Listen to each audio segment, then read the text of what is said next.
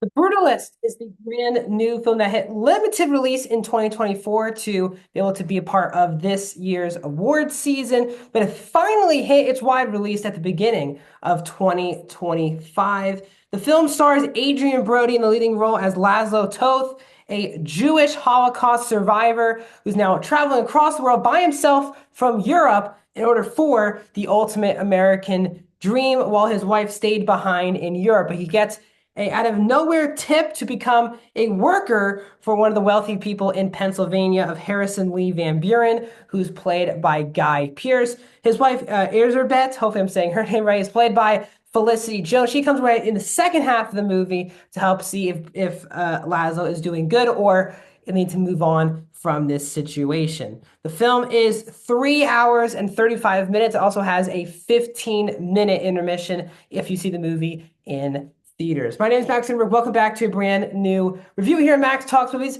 We're talking about The Brutalist. So if you're new to the channel, please hit that subscribe button and ring that bell for notifications. I do movie and TV show reviews, movie franchise rankings, box office breakdown shows, and add theater reactions. So please subscribe, ring the bell if you're new to the channel. Comment down below.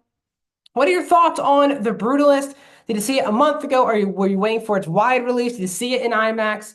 If you've not seen, tell me this one you're just waiting at home due to the length of the movie. And if you've seen it, what people should win or be nominated at this year's Oscars. Also, please hit that thumbs up button. So I was very excited for this movie, obviously, as someone who now covers the award season here. I am someone who's dedicated to seeing every single film that's nominated at the Academy Awards. And obviously, after the multiple major wins at the Golden Globes, I knew that The Brutalist was going to be a heavy favorite in award season, hearing a lot of buzz. Finally hit wide release, finally hit the theater near me, one of the bigger theaters in Philadelphia. And I checked out The Brutalist in theaters. As I said, the movie is 3 hours and 35 minutes. Another thing is, as I said, there is a 15-minute intermission. The movie, will kind of sets things up, and then the intermission happens, and there's a countdown on the screen.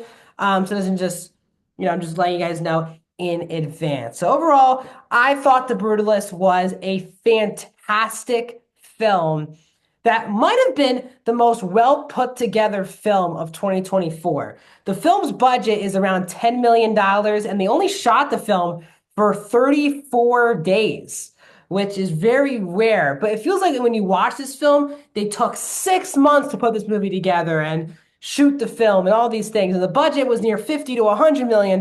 But there are two main absolute gems that should win at the Oscars and are going to be talked about for decades and years to come. First is Brady Corbet or Brady Corbet. I'm trying to make sure if I'm pronouncing that right.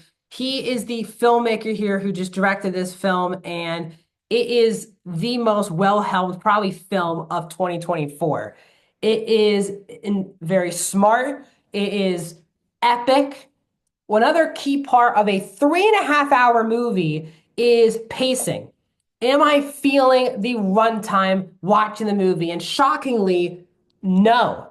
I didn't really, think about the 3.5 hours until after the film. And I don't want to spoil when the intermission kind of comes. But the movie actually really flowed really good for me. Like I was never thinking about this dragging or feeling like I was sitting in the movie theater all day. And that's a rarity. Even movies that are 2.5 hours or even 2 hours, I feel like I'm sitting in the theater all day watching. This was 3.5 hours. And yes, this movie is all talking, as a lot of people like to say. There is so much intensity, care done in this film. You're kind of on the edge of your seat from the moment the film starts until the movie ends. But the movie is absolutely gorgeous. We're in multiple different locations, just gorgeous locations. The movie is a lot about construction and architecture and the things of that nature. And someone who is not interested in that field whatsoever, this movie got me pretty interested actually, and me respecting the people who put the work into architecture and things like that, and the beauty of it because it is art. And the movie does a really good job doing that, and Corbet in the director's chair does a really good job. Adrian Brody might have delivered his best performance of his career. He's an actor who I've just adored as being a Wes Anderson head for the last 15 years. And obviously he won for The Pianist all the way back 20 years ago. But here he's phenomenal. He is in every single part, really, of this film. This is his movie from start to finish. And obviously he goes through a lot of different emotions in the film, and I think he plays this with really good authenticity. Now, like The Pianist, if I'm not mistaken, this is another performance where he is playing another survivor who escaped the Holocaust situation as a Jew. And as someone who is Jewish, we just don't really get to see Jewish stories told nowadays in Hollywood. And it's obviously there's a lot of anti-Semitism out here. So it really meant a lot to me that there was a Jewish lead character portrayed a lot. We go to a lot of synagogue scenes a couple times in the film, and it's a key part of what makes Laszlo Laszlo. And I thought that was a really powerful thing for this movie. It wasn't just in there to be there. Now, while that is the case, the movie has such a great immigrant story, which is really what this is. Obviously, for me, it's a lot of importance and the little things that make Laszlo, obviously authentically Jewish. But they could have made this is a true immigrant story that any race or culture probably be able to identify with this character. He's someone who is kind of, came from the worst thing of all time and is now looking just to settle things down and have his career. But the lack of confidence or the talent, when could that be used? And of course, getting abused or used by someone wealthy, you want to take that chance, but obviously you learn things the hard way. And that's where Guy Pearce comes in. I don't love Guy Pearce. I mean, Guy Pearce very solid in the movie. I feel like he was one of the easier castings here. He plays a wealthy guy who hires him. You kind of what those expectations are. And when they cast Guy Pearce, I wish there was a little bit more surprise at the casting because they casted Guy Pearce, I kind of understood the path that character would be going down.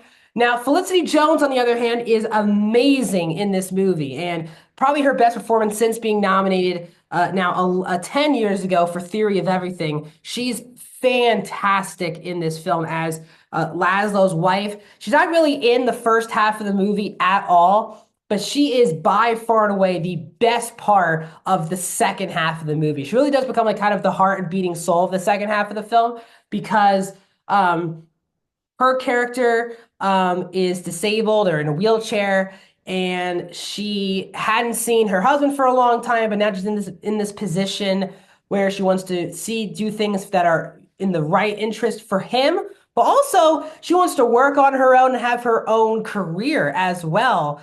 And obviously back where they lived, that was more of a thing than it was here in the United States back in the 40s, 50s, and 60s. So she's also a really powerful performance. And her last scene of the film was extremely powerful and moving. And it could have been either gender, but people stepping up for each other in such a way, it was really moving what her character does towards the end of the film. But Brody and Jones also have phenomenal chemistry together, and are deliver some of the best performances of the year. I said the movie is a great immigrant story. It tackles religion, culture, but also just what brings all of us together, which is art and architecture, and the fact that we live in a world where that should bring people together. And no matter what religion or what race, we should be able to accept and want people's art and impact in the world. And sadly, this movie does a really good job of showing how hard it is for people who even come from a Jewish background back in the day of the Holocaust to get seen or be able to work or to be able to, be seen other than just as a Jew. And I hope the movie does a really strong job at doing that. The movie has a lot of different time jumps. It does it in a really expert way on how the audience knows what time period we're in now is never lost. This is a really fantastic film. It is one of the best directed films of the year of 2024, one of the best acted films of the year. It was extremely moving, powerful. Yes, it's 3.5 hours. And while I don't think Guy Pearce was maybe the correct choice for this casting, I think this is a really phenomenal film. It should be an awards contender. So I'm going to give The Brutalist a 4.5 out of 5, a 93%. What are your thoughts on The Brutalist? Let me know in the comment section down below. Subscribe, like the video, and I'll see you guys in the next video.